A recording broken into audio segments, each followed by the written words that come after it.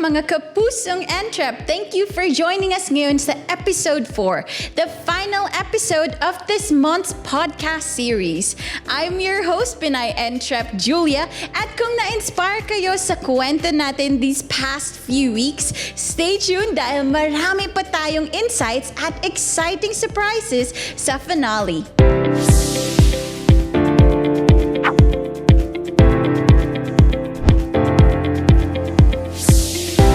Ngayon na episode, maglulook back tayo sa naging journey ni Sir Wyatt Nobleza at ng Chicharon a la Bagnet mula sa simpleng diskarte hanggang sa pagiging nationwide success. Pag-uusapan din natin ang impact ng digital platforms. Plus, meron tayong quick trivia questions for a chance to win cash prizes. And finally, we'll give you a sneak peek ng ating featured entrepreneur for next month's podcast series. Bago tayo mag-proceed sa kwentuhan, quick recap muna tayo. Sa episode 1, nalaman natin how digitalization transformed Chicharon a la Bagnet. Hindi nila kailangan ng physical store dahil sa power ng online platforms. In episode 2, we focused on the man behind the brand, si Sir Wyatt Nobleza. He shared his humble beginnings at paano sila ng asawa niya nagsimula sa small-scale production. From cooking just 20 packs a week to 3,000 packs per week. At sa episode 3, last week, we shared valuable digital marketing tips and strategies na pwede mong gamitin sa business mo. Ang dami natin natutunan from these episodes. Pero more than that, nakaka-inspire ang story ni Sir Wyatt. Sino nga ba mag-aakala na ang simple niyang passion for chicharon ay magiging big-time business? Siyempre, hindi pwedeng walang giveaway sa final episode natin. This is your chance to win 500 pesos cash today. Isang tanong, isang sagot, kapusong Entrep. Saang bansa pa nanggagaling ang karne na ginagamit sa Chicharon a la Bagnet? Kung napanood at napakinggan nyo ang mga previous episodes natin, for sure alam nyo ang answer. Send your answers in the comments below and stay tuned because we will post our lucky winner on our Facebook page later tonight. Make sure na naka-follow ka sa aming social media pages to claim your prize. Ngayon, tunghayan na natin ang buong kwento ni Mr. Wyatt Nobleza at ng kanyang famous Chicharon a la Bagnet ng Cavite.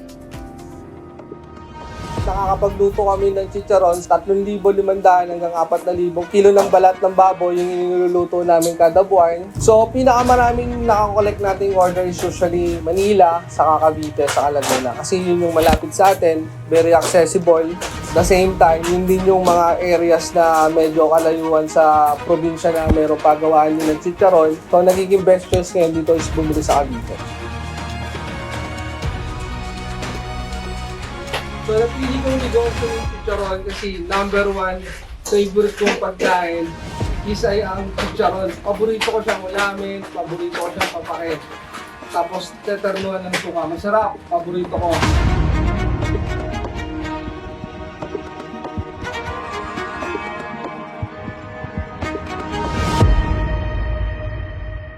Wyatt, owner ako ng Chicharon a la Bagnet.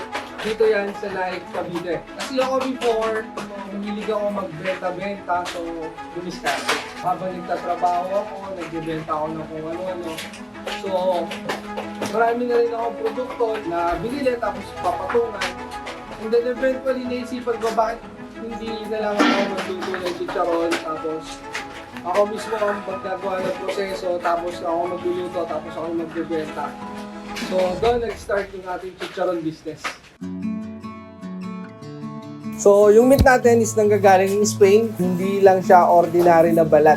So, may kasama siyang konting taba laman. Kami mismo yung nag-aasin nun, kada balat. Pinupunasan namin siya ng asin. Tapos may mga seasonings. Tapos kami na rin yung nag-i-slice by strip size. Tapos dinadaan namin siya sa stage na pag-iinantala. Then hindi mo siya i-fully cook, i-hold mo siya ng ilang araw. So after that following days, so yung mga nakikita nyong inantala, so yan yung naman yung papaputokin namin para sa last proseso. para maging kompleto at maging chicharon yung paninda namin.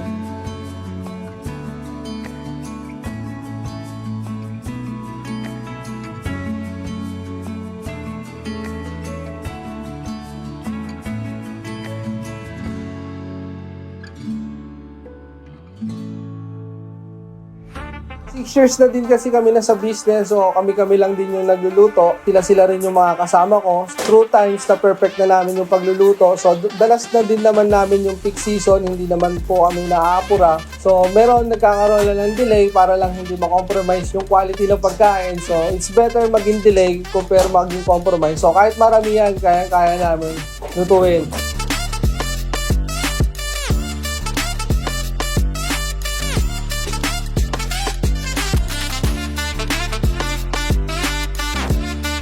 Nag-start yung business ko 2018. So yung in-establish ko yung business, yung una-una kong katulong, syempre yung asawa ko. So dalawa lang kami nagtutulungan. Ako yung nagluluto, nagre-repack. Gumagawa lang ako noon mga panahon na yun ng mga 20 packs a day, 15 packs. So nag-start yung negosyo ko, kami dalawa mag-asawa pa lang. So meron din tayo syempre yung mga tinatawag na bad encounters sa mga delivery natin. So minsan nagkakaroon tayo ng weather problem. So nade-delay yung shipment kasi na-stuck doon sa mga deliveries natin kasi masama yung panahon. At the same time, meron ding mga nadudurog na chicharon. Tapos syempre nami-mishandle ng courier. Minsan nababawasan. Meron ding mga disadvantages pero syempre through time may kokorek mo din paano may tatama yung mga obstacles na nangyayari. Kung ang problema nadudurugan, so ano ba yung magiging way mo para maiwasan yung problema na yun. So palit ka ng courier, at least you learn lesson, di ba?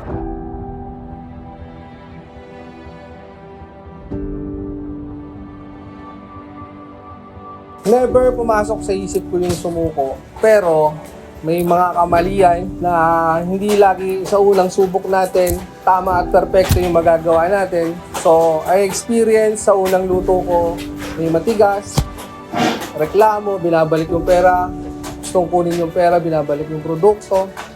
So, syempre, minsan nakaka-disappoint na parang ayaw mo na magpatuloy, pero hindi, ginawa ko. So, nagkaroon ako ng learning and lessons through time para may tama yung mga kamalian na mga pagkakamali ko na na-observe ko.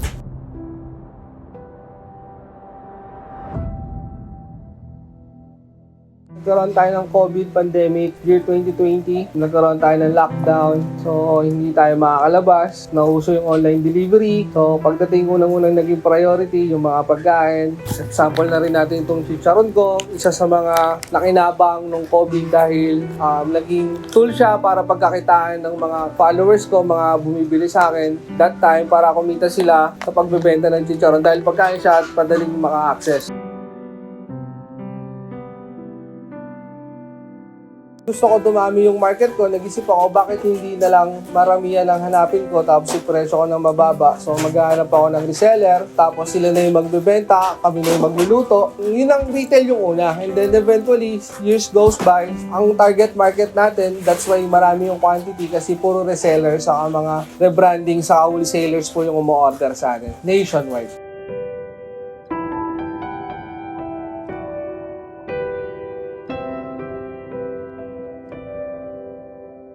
Dami nating exposure sa online. So, may mga vloggers na nagpupunta. So, it helped na maka-generate tayo ng sales. So, napapatv rin tayo. Napalabas tayo sa GMA7.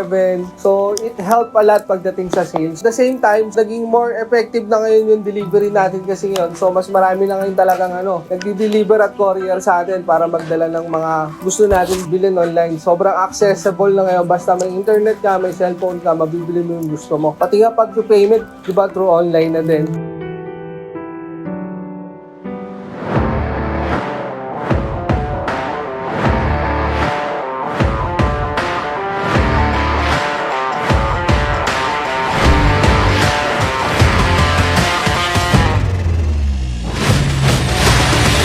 So, mahina ang sales. Usually, syempre, mahal na araw. So, April and May. So, syempre, ang buwan ng pag-aayuno, bawal kumain ng baboy. Malakas naman na season is usually January to March, tapos September hanggang November. Yan, medyo matataas yung volume namin. So, gumaganda yung performance namin, tumataas yung volume of kilos na niluluto namin.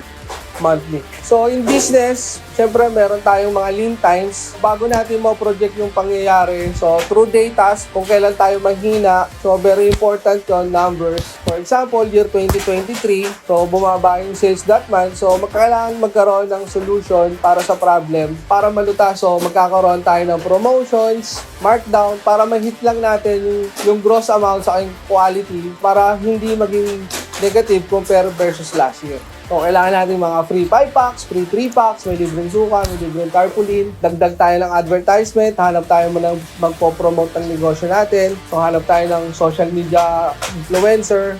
So, there's a lot of things na pwede nating diskartehan para once na mahina yung sales, which is more magiging effective sa negosyo mo yun. Pero through times, pag ginawa mo, eventually, araw-araw, nakikita ka ng tao. Pag may word of mouth na nagkapag-refer sa'yo na through online, may feedbacks, nakita na masarap, makakapag-generate ka pa rin ng sales, pero yun talaga yung pinakamahirap. For me, bilang online seller, so you need a good camera, good videos, saka isang magandang shots para mas ma-convince and then para makita ng mga audience sa online na mayroon kang magandang itinitindang produkto.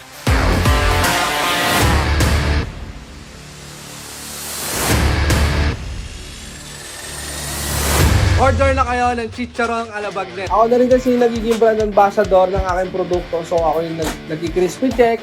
So ako yung nagpapakita ng ganyan. So ako yung nagpapakita ng luluto. So pinapakita ko rin na nagdi-deliver. So para kung merong inquiries or bagong followers na plan na bumili ng chicharon, is para makita ng tao na ganito yung ginagawa ko. Step by step, pinapakita niya paano niya ginagawa yung produkto. Bilang audience, pwede nilang gayahin yung bilang ako through online, paano ko ba ginagawa. So, yun yung purpose and reasons ng pag-vlog para makita yung produkto at the same time to inspire other na nakafollow sa akin na magnegosyo at paano gumawa ng negosyo through online.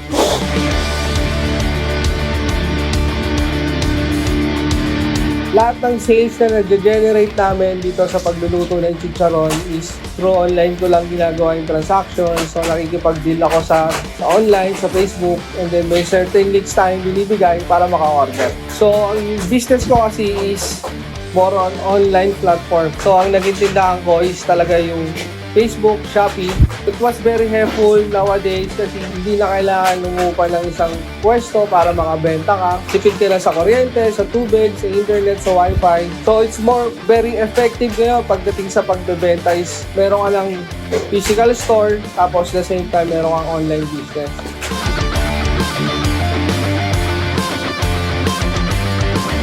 So maganda kasi ngayon kasi meron na tayong mga courier. So let's say may customer ako sa Bicol, Mindanao, Bukidnon, meron tayong mga JNT, Flash Express, Shopee Express na pwede nilang i-check out and then door-to-door ng darating. So, very convenient. So, hindi na kailangan mag-travel ng matagal para madala yung produkto. Maganda ngayon, meron na tayong mga couriers na nag-service na pwede silang gawing tool para makapag-generate ng sales. In a week, siguro nakakapag-dispose kami po ng 3,000 hanggang 3,500 pieces of chicharon. So, if you question me, kung masasabi kong success na yung business ko, so definitely yes for me kasi nag-start lang naman ako sa maliit na halaga. Ngayon, meron tayong pinapagawang bagong commissary. Medyo mas malaki dito, times 8 bigger, times 10 bigger sa person na meron tayo. Yearly, meron tayong progress na tinatawag sa negosyo natin. The same time, kaya masasabi ko rin successful na rin ang aking negosyo kasi 5 years, continuous cooking chicharon. Sobrang way of life different compare before. Ngayon, sobrang gaang na ng buhay ko ngayon. Pero medyo mabigat sa utak, pero pagdating sa freedom, pagdating sa gustong bilhin, pagkain, malaya. So, para sa akin, freedom of time, kaya tayo nagka-negosyo. So, magagawa natin yung anything na we want, na gusto natin bilhin. Pagdating sa family, hindi na nakakangamba. Wala nang pangamba sa future kasi yung negosyo, palaki ng palaki.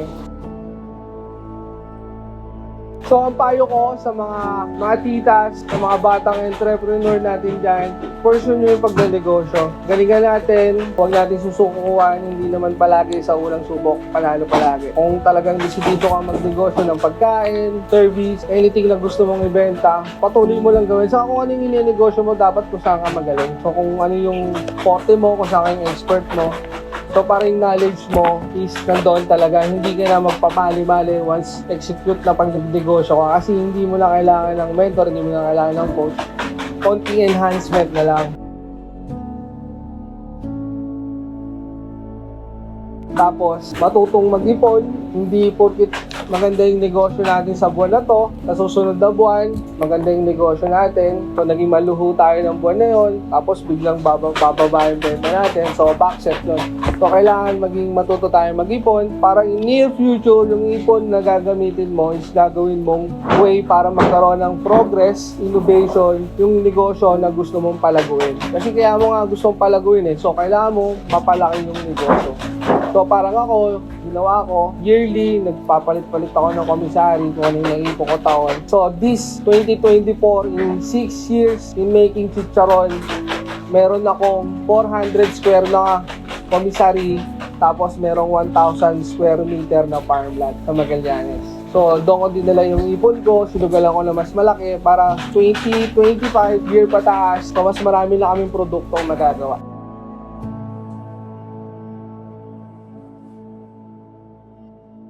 So, kaya nga may tinatawag na discarded diploma. So, para sa akin, may advice, mag-aral kayo. Para kung sakaling malugi yung negosyo mo at hindi naging effective sa yung business, meron kang degree, mayroon kang diploma na pwede mong pagkuhanan ng pagkakitaan mo. So, kung sakaling after 10 years, sobrang dami mo lang ipon, hindi ka na takot sumugay, may naipon ka sa pagtatrabaho. So, meron ka ngayon na susugalan at pwede ka lang mag-try na magnegosyo. Subok lang. Kung gusto talaga nila ng negosyo, huwag silang matakot sumugay. Ito pala nila Huwag silang matakot sumugay. Pag gusto mong kumita sa negosyo, huwag kang matakot sumugay. Number 1 rule yun, number 1 step sa pagnenegosyo, matuto kang sumugay. Susugal ka sa mga nalalaman mo, sa diskarte na meron ka, sa skills mo, yun nga lang, may kasamang pera. So, kailangan mo nga lang galingan.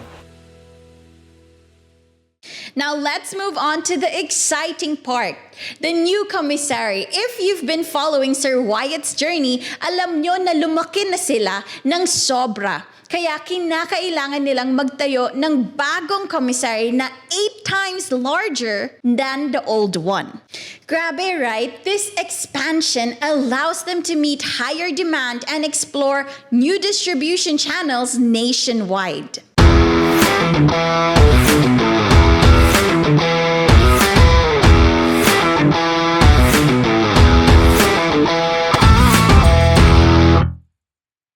Magandang araw sa ating lahat, mga kanegosyo natin dyan. So, samahan nyo ako. So, ito yung bagong progress ng business natin sa loob ng 6 na taon. So, nag-ipon tayo, lagi tayo may progress. Pero ito na yung final touchdown ko pagdating sa negosyo. So, meron na tayong isang masasabing medyo maayos at malaking chicharunan na pwede nating i-supply sa buong Pilipinas. So, kayang-kaya natin yung demand. So, tara, samahan nyo ako. So, nandito tayo ngayon sa Magallanes. So, may next project tayo. So, magbibilad tayo ng ordinary chicharon. So, yung nakikita nyo ngayon sa vlog is chicharon na labagnet. So, may target tayong product. Kasi meron na tayong magandang sunlight. So, magbibilad tayo ng balat ng baboy, salmon, saka tuna skin. So, soon yung gagawin natin produkto bukod sa chicharon na labagnet. So, lahat ng pinaputok gagawin natin dito. Tara, samahan nyo ako. So, nandito tayo ngayon sa first station. Meron tayong third station. So, may station 1, station 2, saka station 3. So, dito muna tayo sa station 1. Kung saan natin makikita, tinatagtad yung balat ng baboy, saka ginagawang ng tala yung chicharon natin. So, by process, mapapanood nyo. Tara, samahan nyo kami.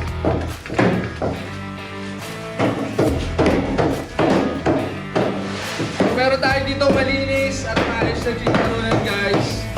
Makikita nyo kung naka-hairnet sila, tapos stainless na yung gamit natin.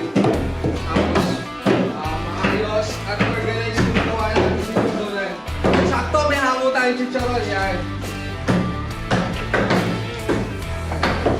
So, from Robit, from Spain. So, ito yung output na pagdating ng tala natin.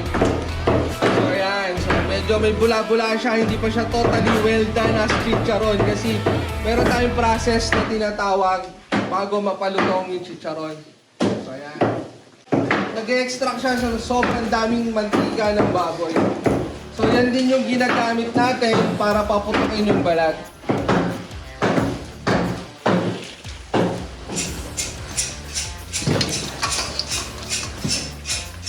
So makikita nyo guys, may laman, may balat, tapos may konting lean meat na makikita kayo. Ganyang kaganda ang chicharon natin guys, hindi siya basta-basta ordinary na chicharon. Yan.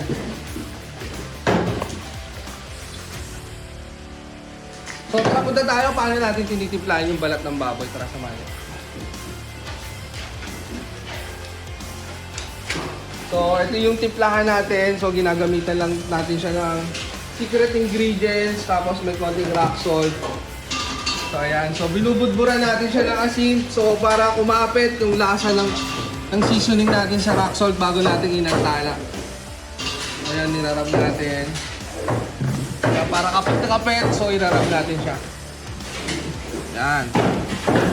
Para kapit na kapit yung lasa ng seasonings natin bago prituhin. Yan.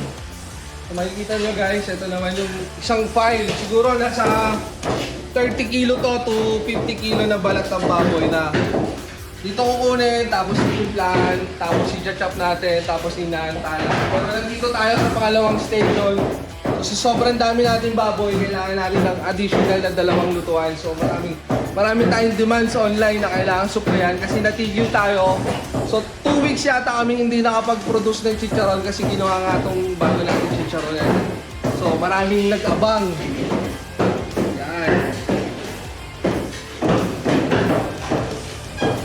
So ito naman inantala natin guys, badyang inantala. Yan. So wala na siyang mantika, hindi na siya masyadong mamantika. Yan. Tapos na-extract na niya yung mantika. So 2 days from now, 3 days from now, so doon na natin siya papaputokin, titimplahan ng some seasonings, tapos i-re-repack, tapos i-re-rebranding natin sa mga resellers natin na dumidiskarte, tapos papadala natin sa buong Pilipinas. So lulutuin namin ngayon is total of 5,500 pieces of chicharon a la bagnet. So yun ang aking isinusugal ngayon sa negosyo. Umorder tayo ng 2,000 kilo. So ang kakalabasan nun is 5,000 packs ng chicharon na labanet. So almost siguro mga 300 to 400,000 yung kailangan natin i-dispose in 1 week. So meron na kami naluto yesterday. So samahan nyo kami. Dito naman tayo sa storage room kung saan namin kinocure yung mga chicharon natin. So ayan. So crates ng chicharon.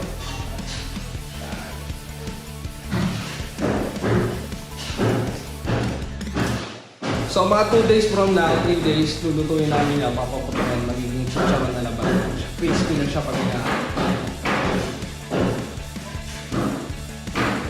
So maraming salamat sa mga nanood ng video. So sana may natutunan kayo. Pwede nyo gayahin yung business ko kung naisipin nyo kung malayo po yung lugar. So magandang business po ang chicharon kasi number 1 favorite ng mga Pilipino. Ipanghalo sa gulay, pwedeng pulutan, pwedeng ulam na, sausaw na lang sa suka sa Mang Tomas.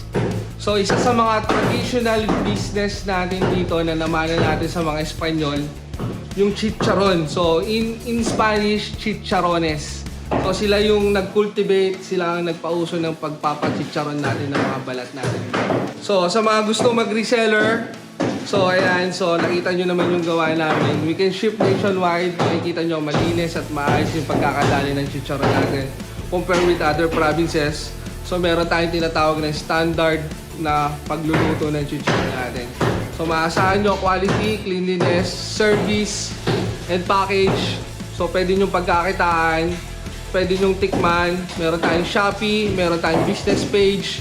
So pwede nyo ring i-follow ako. So connect lang kayo sa akin. So tutulungan namin kayo. Tuturuan ko kayo paano kumita online gamit yung chicharon. So in case nagtatrabaho kayo sa isang company, gusto nyo dumiskarte, dagdag kita, so pwede kayo mag-message sa akin, order kayo ng 30 piraso, tapos ibenta nyo, bubuhan nyo ng 40 pesos. So meron lang extra income. Hindi na pwede ngayon yung umaasa sa trabaho lang. So kailangan may diskarte. Kung gusto mong umasenso ang buhay mo, kailangan mo may diskarte ka sa buhay. Hindi pa pwede yung may trabaho ka lang, kailangan may diskarte. Sana may natutunan ko. Maraming salamat. Yes, I.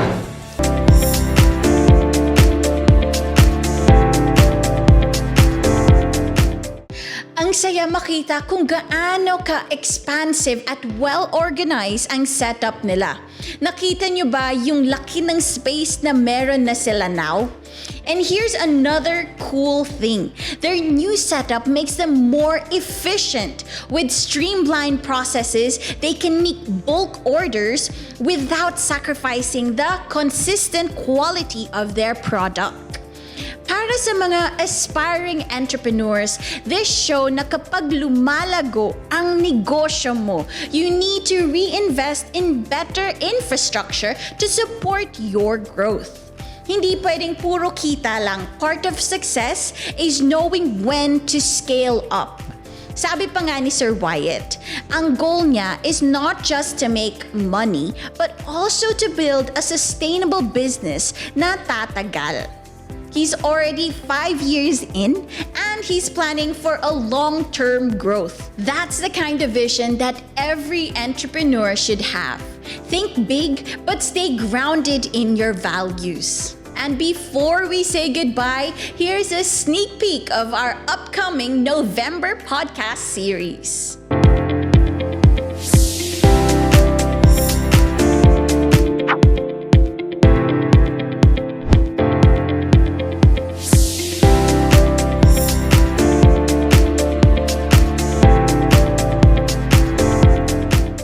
Next month, ibibida natin ang Silver Brand, isang clothing store na nagbebenta ng brand new overrun branded clothes. Featuring popular names like Shein, Lovito, Patpat, Amazon, at Zara. Imagine high-quality overruns from China na may affordable prices. We'll dive into their supply chain, marketing tactics, and how they cater to the Filipino market. Kaya abangan nyo yan. At yun na nga, mga kapusong Entrep, thank you for sticking with us throughout this first month series. Kung may natutunan kayo or na-inspire kayo from our recent episodes, please follow our page on all social media platforms. Don't forget to share this episode with your friends who might be interested in starting their own business. And kung gusto mo na din ma-feature ang business mo, or you know someone who wants to contact us on our socials, baka ikaw na ang next na may kapusong Entrep story. That wraps up our series on Chicharon Alabagnet. Again, thank you sa inyong lahat. Kita-kits ulit tayo next month for another inspiring business story. This is Pinay Entrep Julia here at Pusong Entrep, reminding you to stay motivated, stay inspired, and most of all, keep hustling.